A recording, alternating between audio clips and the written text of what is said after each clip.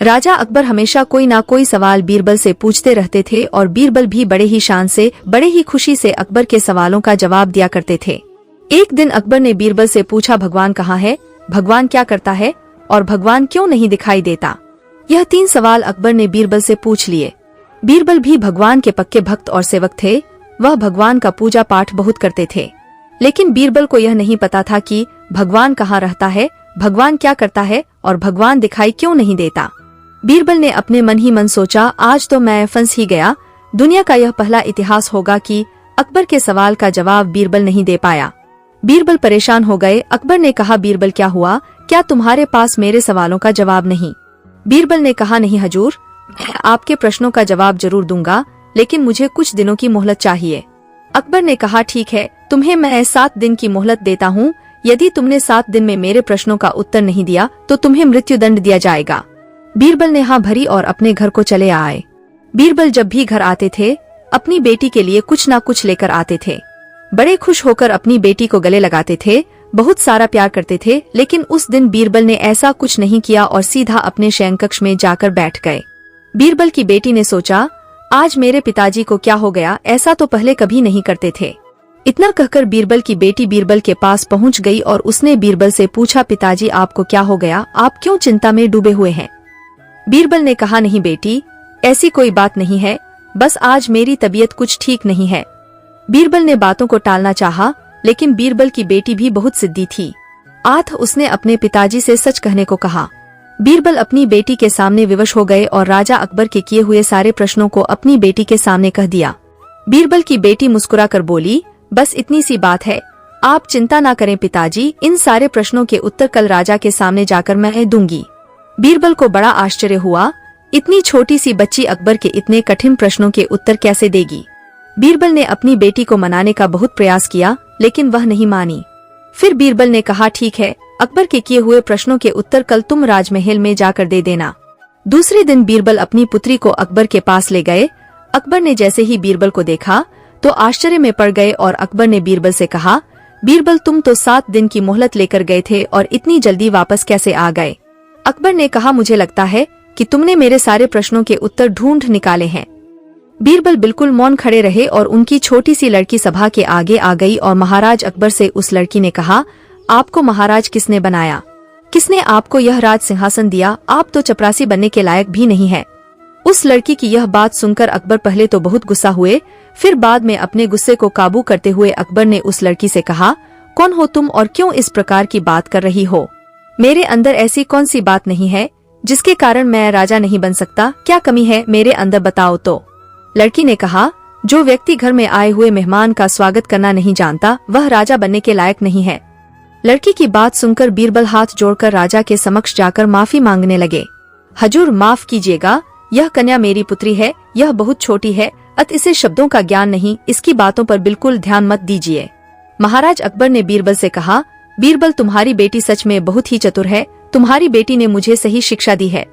राजा होने के अहंकार में मैंने इसका सत्कार नहीं किया, तुम्हारी बेटी ने जो किया बिल्कुल सही किया।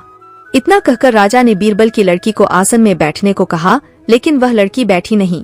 उसने कहा, मैं आसन में नहीं बैठूंगी, मैं यहाँ पर बैठने के लिए नहीं आई, मैं तो इसलिए आई हूँ कि मैंने आपका नाम बहुत सुना है, मैं आपका प्रभाव देखने के लिए आई हूँ।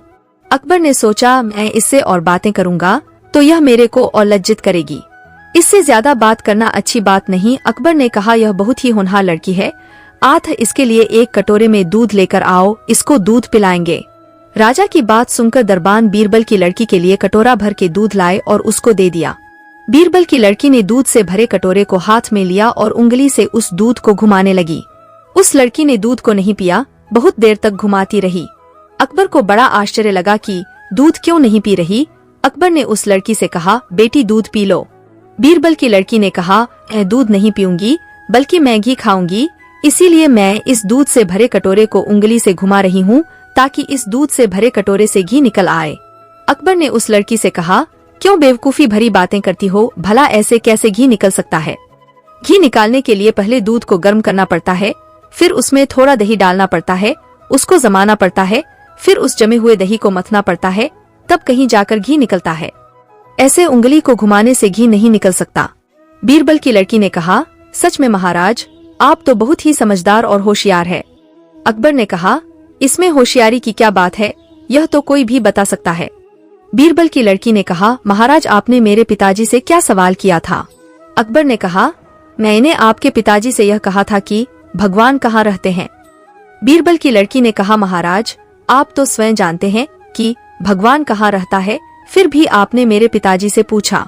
अकबर ने कहा कि मैंने ऐसा क्या बता दिया जो मैं स्वयं जानता हूँ कि भगवान कहाँ रहते हैं। बीरबल की लड़की ने कहा, आप जानते तो हैं भगवान कहाँ रहता है, लेकिन समझ नहीं पा रहे हैं। जिस प्रकार इस दूध से भरे हुए कटोरे के चारों तरफ घी छुपा हुआ है, ठीक उसी प्रकार से इस संसार रूपी कटोरे में चारों तरफ भगवान छुपा हुआ है।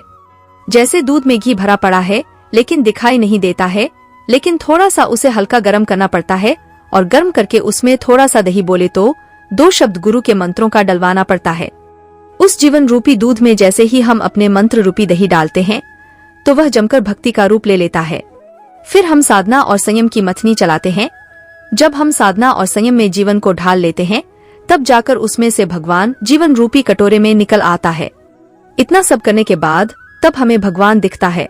जिस प्रकार दूध से घी निकलने की पद्धति है, उसी प्रकार जीवन रूपी कटोरे से भगवान को देखने के लिए हमें अपने जीवन को उसी प्रकार से मथना होगा, तब जाकर भगवान दिखता है।